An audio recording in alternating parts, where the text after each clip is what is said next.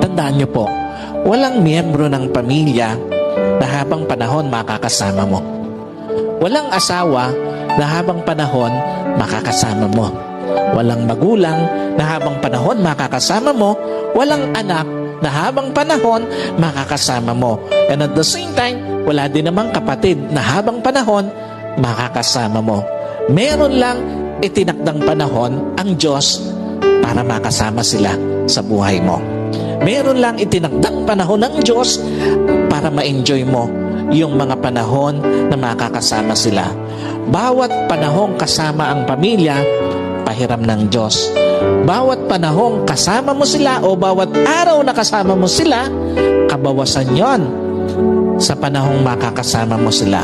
At bawat sandali na lilipas, palapit ng palapit yon sa pagtatapos ng pahiram na panahon sa iyo ng Diyos.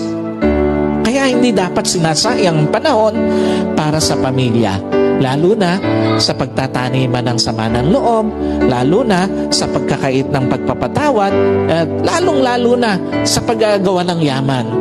Napakawalang kwenta ng mga bagay na minsan hinahayaan natin na sayangin yung panahon na dapat kasama natin ang pamilya natin.